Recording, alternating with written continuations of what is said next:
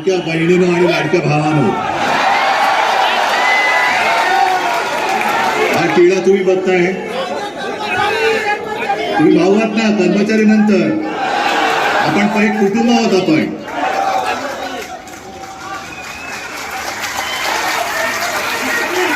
तुमच्या समोर येण्यापूर्वी साईबाबांचं दर्शन घ्यायला गेलो होतो. साईबाबांचं दर्शन घेतलं आणि काय मागणार, माझ्या या बहिणींना आणि भावांना न्याय द्या आणि ती ताकद द्या आम्हाला. आज मी तुमच्या प्रेमाने भारावून गेलोय, कारण तुमचा आक्रोश हा सरकारच्या कानी जात नाहीये. आणि मी विचार करत बसलो की तुम्ही मला काय म्हणून बोलवलं. मी तर उल्लेख झाला माझा, माजी मुख्यमंत्री, माझा पक्ष चोरलाय, चिन्ह चोरलंय, वडील पण चोरले, आणि तरी तुम्ही माझ्याकडे मागताय. मला तो शशी कपूर आणि अमिताभ बच्चनचा डायलॉग आठवला. कुठल्या पिक्चर मधला, दीवार. मिंदे बिंदे सगळे ते मला सांगतायत, मेरे पास पार्टी है, मेरे पास सत्ता है, मेरे पास पग ये है, तेरे पास क्या है.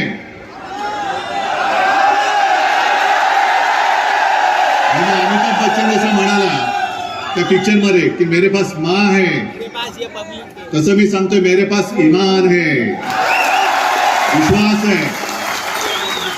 तुम्हाला सगळ्यांना कल्पना आहे माझ्या हातात काही नाहीये, तरी तुम्ही मला बोलवत आहे. आणि मी सुद्धा आलोय कारण मला सत्तेची पर्वा नाहीये, मला तुमच्या आयुष्याची पर्वा आहे. मला आयुष्याची तुमच्या चिंता आहे, तुमच्या कुटुंबियांची चिंता आहे. सत्ता येते आणि सत्ता जाते, गेली सत्ता परत येणार आहे, नक्की येणार, होतो नाही ना. आणि तुम्हाला मी न्याय देणार.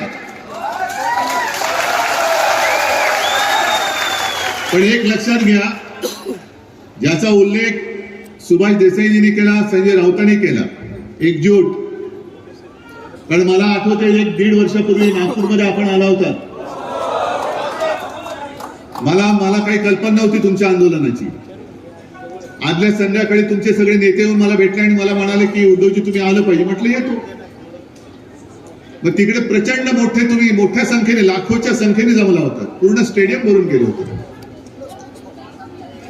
ती आपली मीटिंग झाली, तो मोर्चा झाला आणि तुमच्यापैकीच एक घटक तिकडे सटकला आणि पाणी ओतलं तुमच्या आंदोलनावर. हे होणार आहे. हे फाटाफुटीचं, फोडाफुटीचं राजकारण जे शिवसेनेसोबत केलं ते तुमच्यासोबत सुद्धा करणार नाहीत असं तुम्हाला वाटतंय. आणि मग एकजूट त्यांना माहिती आहे, कारण हे एकजूट एकदा झाल्यानंतर हे सरकार तर गेल्याच जमाय. यांना पेन्शन कसले देत, यांना टेन्शन द्या, यांना टेन्शन दिलं पाहिजे. पण आज तुम्ही आमरण उपोषणाची घोषणा केली. माझं मत आहे उपोषण नका करू. आधी उपाशी आहातच. तुम्ही उपाशी राहिलात काय नाही राहिलात काय यांना काय फरक पडतोय. आपलं आंदोलन असं असलं पाहिजे की यांना सत्तेशिवाय उपाशी ठेवलं पाहिजे, तो निर्धार करा. पण आंदोलन एकदा पेटल्यानंतर मशाल आहे, ती आंदोलनाची मशाल पेटल्यानंतर कोणी जर तुमच्याच पैकी इतर जे काही चमचे सरकारचे आहेत त्यांना पाणी ओतायला देऊ नका, पाणी ओतायला देऊ नका. आणि मी तुम्हाला शब्द देतो की ही तुमची योजना आपण सगळे मिळून अंमलात आणून दाखवल्याशिवाय राहायचं नाही. पण जसं तुम्ही हात वर करून सगळं सांगताय काय मागणी आहे, जुनं पेन्शन, जुनी पेन्शन, तसं मला एक वचन तुमच्याकडनं पाहिजे. देताय? मी तुम्हाला शब्द दिलेला आहे आणि हा माझा शब्द, तुमची गर्दी, तुमची ताकद हे मिंदे आणि त्यांचे चमचे टीव्हीवरती बघतायत. निवडणूक येईपर्यंत ज्यांना बहीण आहे आपल्याला हे माहिती नव्हतं त्यांनी एकदम लाडकी बहीण योजना आणली. आज समजा, आज किंवा उद्याच्या कॅबिनेटमध्ये या सरकारने जुन्या पेन्शन योजनेची योजना मान्य केली तर तुमचं काय होणार आहे? तुम्ही देणार त्या नावात नाही, कारण अशा गोष्टी होतात. मध्ये निवडणूक आहे, 2 महिने आहेत. मी तुम्हाला आज वचन देतोय की आपलं सरकार आपण सगळे मिळून आणा. मी तुमची मागणी मान्य करतो.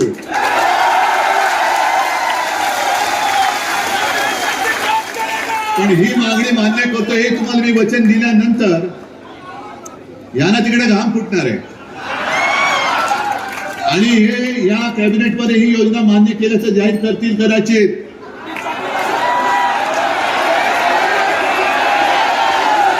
हा दगाफटका केवळ तुम्हाला नाही महाराष्ट्राला होणार आहे.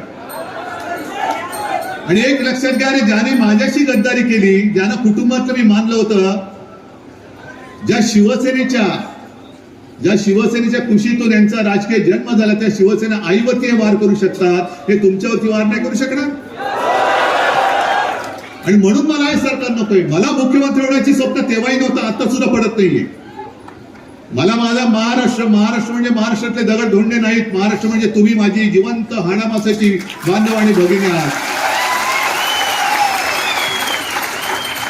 आणि सुभाष देसाईंनी मगाशी पेन्शन कोण किती कोणाला मिळतं, आता मला किती मिळतं मला नाही मिळणार आहे. अजून मी रिटायर नाही झालेलो आणि सत्तेतून रिटायर कोणी मला करू शकत नाही.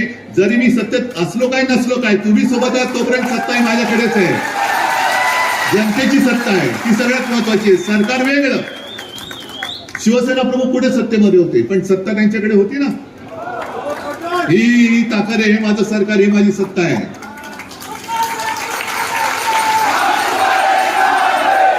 आणि राजकारणाला किती पेन्शन मिळतं ह्याच्या आकड्याने तुम्हाला किती पेन्शन मिळतं ही तफावत पाहिली तुम्ही. मग माझा एक सरळ प्रश्न आहे, आम्ही राजकारणी आहोत. मी मुख्यमंत्री होतो, आता माजी मुख्यमंत्री झालो. काही मंत्री होतात, काही माजी मंत्री होतात, काही पुन्हा मंत्री होतात. म्हणजे थोडक्यात जर बघितलं तर आम्ही कंत्राटी कामगार आहोत, तुम्ही परमनंट कामगार आहात. मग कंत्राटी कामगाराला 50 ठोके मिळत असतील तर माझ्या कायमच्या कामगाराला काय नाही मिळालं पाहिजे. हे सरकार तुम्ही चालवत आहे, आम्ही नाही.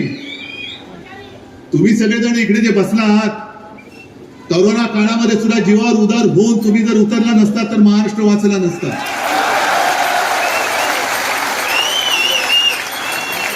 ही योजना आम्ही जाहीर करतो, पण योजना तुम्ही राबवता घरामध्ये जाऊन.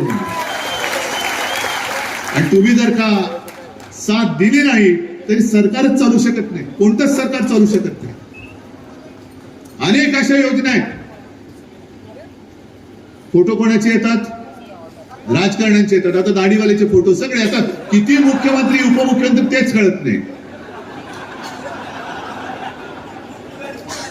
म्हणजे आता ती लाडकी बहीण योजना आणली, पण लाडका भाऊ कोणाला म्हणायचं तेच बहिणीला कळत नाही. कारण म्हणतो मीच तुझा भाऊ. हे सगळे फुकट खाऊ आहेत, पैसा जनतेचा.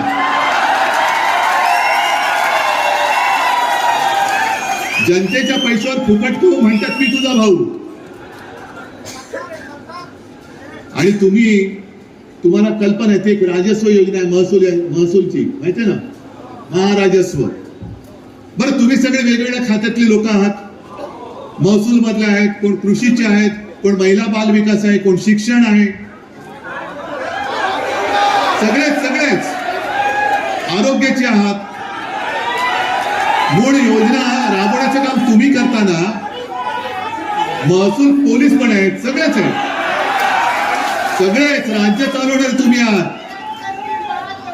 या योजना आता जे काय चाललंय खरं म्हणजे तुमचं कामच आहे ते. आणि म्हणून सरकार चालतं की दाखले देणं, भूसंपादन करणं, आरोग्याची तपासणी करणं. मग ती योजना जी होती किंवा आहे ती गुंडाळून ठेवून आता यांनी जी काय थेरं सुरू केले, सरकार आपल्या दारी, काय वेगळं त्याच्यामध्ये. जे काम तुम्ही करता त्याचं श्रेय हे घेतात उपटसुंब घेतात. मी शेतकऱ्यांची कर्जमुक्ती केली, जरूर केली, मला अभिमान आहे, एक समाधान आहे.